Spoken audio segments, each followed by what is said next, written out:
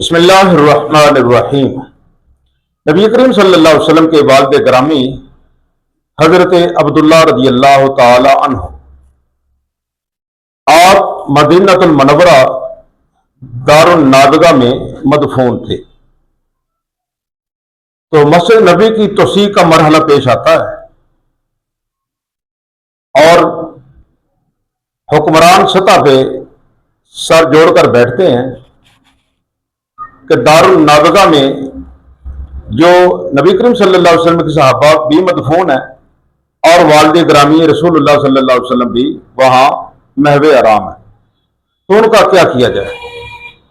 بالاتفاق یہ فیصلہ ہوتا ہے کہ آپ ان کے مزارات منتقل کر دیں۔ کہاں منتقل کریں؟ آپ جنت البقیع میں آل رسول کے مزارات کے پاس ان کو منتقل کر دیا جائے، ان کو مخصوص حصہ دے دیا جائے اور وہاں ان کے مزارات نئے بنائے جائیں۔ اور یہ نوائے وقت کی خبر ہے، 1978 21 یا 22 جنوری نوائے وقت۔ تو اگر کسی حدیث کا حوالہ ہم پیش کریں، آپ کہہ سکتے ہیں کہ یہ حدیث ضعیف ہے۔ اگر تاریخ کی کسی کتب کا حوالہ پیش کریں تو آپ کہہ سکتے ہیں ہو سکتا ہے کہ ان کو غلط فہمی ہوئی ہو، یہ کتاب کو ہم نہیں مانتے۔ تو یہ ہم کیا پیش کر رہے ہیں؟ یہ ہم تاریخی حقائق پیش کر رہے ہیں۔ حقائق کو کوئی بھی نہیں جٹلا سکتا، اس کا تعلق خاص مسلمانوں سے نہیں بنتا۔ حقائق کو کوئی بھی نہیں جٹلا سکتا، خواہ وہ یہودی ہو، عیسائی ہو یا وہ مسلمان ہو۔ حقائق اٹل حقیقت ہوتے ہیں۔ سورج چڑھا ہوا ہے تو بس چڑھا ہوا ہے، چاند چمک رہا ہے تو بس چاند چمک رہا ہے۔ لہذا حقائق یہ ہیں کہ یہ فیصلہ ہو جاتا ہے کہ اب نبی کریم صلی اللہ علیہ وسلم کے والد گرامی اور صحابہ کے مزارات کو کیسے منتقل کیا جائے۔ خاموشی سے تمام اہل مدینہ محو خواب ہیں، تو بڑے ہی باادب طریقے سے بڑے پڑھے لکھے بادم ملازمین کو بلایا جاتا ہے اور صحابہ کے مزارات کھولے جاتے ہیں۔ یہ صحابی کا بھی مزار کھولا جاتا ہے تو اندر سے خوشبو استقبال کرتی ہے۔ زمین میلی نہیں ہوتی، زمن میلا نہیں ہوتا، رسول اللہ کے غلاموں کا کفن میلا نہیں ہوتا۔ سبحان اللہ۔ اب باری آتی ہے والد گرامی رسول اللہ صلی اللہ علیہ وسلم حضرت عبداللہ رضی اللہ عنہ، جب آپ کا مزار اقدس کھولا جاتا ہے، کھولنے والے حیران ہو جاتے ہیں کہ بالکل تر و تازہ آپ کا کفن مبارک نظر آ رہا ہے، اور ایسی خوشبو لوگوں کا استقبال کرتی ہے، ایسی خوشبو اندر سے نکلتی ہے کہ لوگوں نے آج تک ایسی خوشبو نہیں سونگھی ہوگی۔ دنیا کے عطروں میں، خوشبوؤں میں وہ کہیں بھی ان کو نہیں ملی ہو، بلکہ تمام اہل مدینہ ایک دوسرے سے پوچھتے ہیں یہ خوشبو کہاں سے آ رہی؟ کسی کو کچھ پتہ نہ تھا۔ صبح پتہ چلتا ہے کہ یہ تو رسول اللہ صلی اللہ علیہ وسلم کے والد گرامی اور صحابہ کے مزارات کھولے گئے تھے۔ تو آپ اندازہ کر لیں کہ رسول اللہ صلی اللہ علیہ وسلم کے والد گرامی کی شان، مقام اقدس، اور پھر آپ کا کفن تک میلا نہیں ہوتا، جس میں اقدس بالکل تر و تازہ، عین جوانی کے عالم میں آپ دنیا فانی سے دار بقا کی طرف روانہ ہوئے، اور وہی چہرے کی بشاشت تھی، لیکن چونکہ تصویر اتارنے، ویڈیو بنانے کی اجازت نہ تھی، تو باہر نکالنے والوں نے تو ضرور اس دیدار کیا ہوگا، نظارہ کیا ہوگا، رسول اللہ صلی اللہ علیہ وسلم کے والد گرامی کو دیکھا ہوگا۔ وہ کیسا منظر ہوگا جب رسول اللہ صلی اللہ علیہ وسلم کے والد گرامی کو باہر نکالا گیا ہوگا اور موجود لوگوں نے دیدار کیا ہوگا، صحابہ کا بھی دیدار کیا ہوگا۔ تو پھر آپ خود اپنے دل سے پوچھیں، اپنے دماغ سے پوچھیں، عقیدہ کن کا درست ہے؟ کیا جو کہتے ہیں مزارات پہ نہیں جانا چاہیے، یہ معاذ اللہ مر کر مٹی میں مل چکے ہیں؟ یا رسول اللہ صلی اللہ علیہ وسلم کے والدین کے متعلق نہ جانے وہ مسلمان تھے بھی کہ نہیں؟ الیاذ باللہ۔ حقائق کس بات کی طرف ہمیں لے کر جا رہے ہیں؟ عقیدہ کن کا درست ہے؟ زیادہ تبصرے کی ضرورت نہیں ہے، اور نہ ہی حقائق کے سامنے زیادہ تبصرہ جچتا ہے۔ دیکھیں عراق میں حضرت جابر کا مزار، حضرت حذیفہ کا مزار کھولا جاتا ہے، اور یہ کب کی بات ہے؟ کون سی تاریخ تھی؟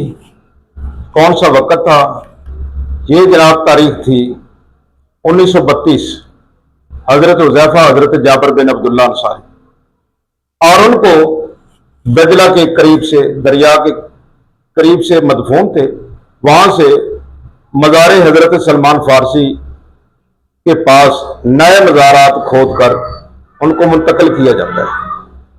آپ یہ حقائق بھی پڑھیں، کتاب نہیں ملتی تو آپ نیٹ پہ لکھیں، آپ کو حوالہ جات بھی مل جائیں۔ نہ صرف شاہ عراق کے خواب میں یہ صاحبان آتے ہیں، بلکہ جو مفتی اعظم عراق تھے ان کے پاس بھی آتے ہیں کہ ہم بادشاہ کو مل چکے ہیں، وہ کوئی فیصلہ نہیں کر پا رہے، لہذا آپ ہمارے مزارات کو منتقل کریں۔ یہاں دریا کا پانی نمی ہمارے مزارات کی طرف آ رہی ہے۔ سبحان اللہ۔ یہ وہ ہستیاں ہیں جن کے متعلق لوگ یہ عقیدہ رکھتے ہیں کہ معاذ اللہ ان کے پاس کیا لینے جاتے ہو؟ کیوں تم نے مزارات کو دعاؤں کا مرکز بنایا ہوا ہے؟ وہاں جا کے اللہ کا ذکر کرتے ہو، سلام کرتے ہو، وہ تو سنتے نہیں ہیں۔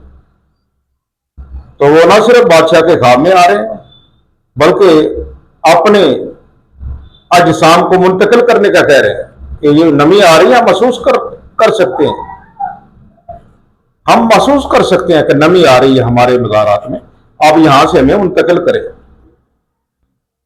زیادہ تبصرے کی ضرورت نہیں ہے، آپ اپنے دل دماغ سے پوچھیں عقیدہ کن کا درست ہے؟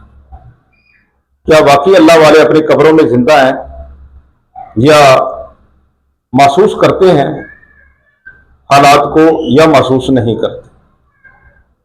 یا ان کی بارگاہ میں اگر جا کر کوئی دو نفل پڑھتا ہے، ذکر اذکار کرتا ہے، تلاوت قرآن کرتا ہے، یا دعا مانگتا ہے کہ یا اللہ انہوں نے تیرے دین کی بہت خدمت کی ہے، یا اللہ ان کی دینی خدمات کی وجہ سے ہمارا یہ مسئلہ ہے، یا اللہ تو قبول فرما دے، مانگتے پھر بھی اللہ سے ہیں، تو کیا یہ درست نہیں ہے؟ کیا وہاں اللہ کا فضل و کرم نظر نہیں آتا؟ اولئک علیہم صلوات من ربہم ورحمہ۔ وہاں کیا ہوتا ہے؟ اللہ کی رحمتوں کا میਂہ برستا ہے، بارشیں ہوتی ہیں صلوات کی۔ تو اس لیے ہم جاتے ہیں، دیکھیں نا دولہے پہ پتیاں بکھیرتے ہیں تو براتیوں پہ خود بخود آ جاتی ہے۔ اگر آپ اللہ والوں کے قریب جا کر بیٹھیں گے، ذکر اذکار کریں گے، انشاءاللہ آپ پہ بھی رحمت کی بارش ہوگی، نزول بارہ رحمت الہی ضرور ہوگا۔ لہذا آپ اپنے عقیدے کو درست کر لیں، نہ صرف تاریخی حقائق بلکہ عقیدے کی درستگی کا یہ سبب بنتے ہیں۔ جیسے ہر تفسیر میں موجود ہے کہ لوگوں نے بعد از موت بعثت کا انکار کرنا شروع کر دیا تھا، تو اللہ نے اس دور کے مطابق ایک بادشاہ کی دعا کی بدولت اثر نو حقیقت عیاں کر دی کہ لو جی اپنا عقیدہ آپ نے کیا رکھنا ہے درست کر لیں۔ اصحاب کہف کو 300 سال بعد ان کے غار سے باہر نکالا، زندہ کیا، اور پھر لوگوں کے سامنے حقیقت بن کر آئے، چاند کی طرح، سورج کی طرح۔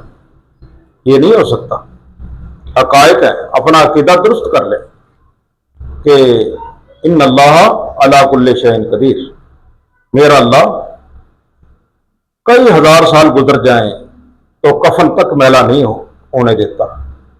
تو جو ان کے اجساد ہیں، جو ان کے جسم ہیں، وہ تو بڑے ہی متبرک ہوتے ہیں۔ ان اللہ حرم علی الارض ان تاکل اجساد الانبیاء فنبی اللہ حی یرزق فی قبرہ۔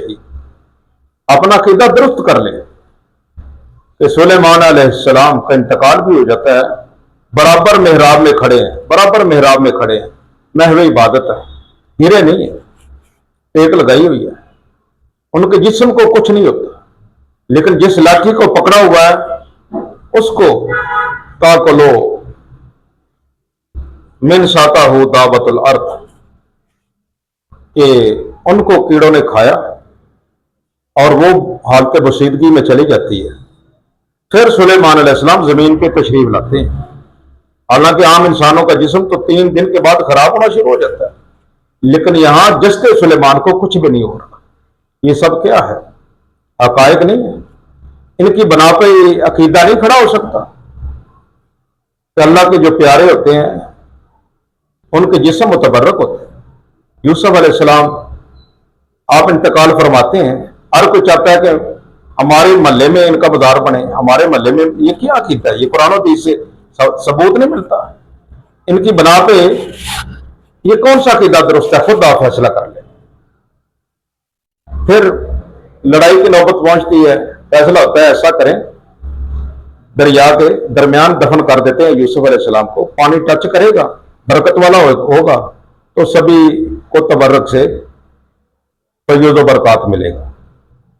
پھر کئی 100 سالوں کے بعد یوسف علیہ السلام کو نکالتے ہیں موسیٰ علیہ السلام۔ آخر یہ عقیدہ تھا تو نکالا نا بھئی، ابھی وہ قبر میں موجود ہے۔ کوئی چیز، کوئی دابت الارض، کوئی مٹی کا کیڑا اللہ کے نبیوں کو کھا نہیں سکتا، بگاڑ نہیں سکتا، اللہ ان کا محافظ ہے۔ آپ اپنے عقیدے کو درست کر لیں، یہ حقائق بھی ہیں اور قرآن و حدیث بھی ہے۔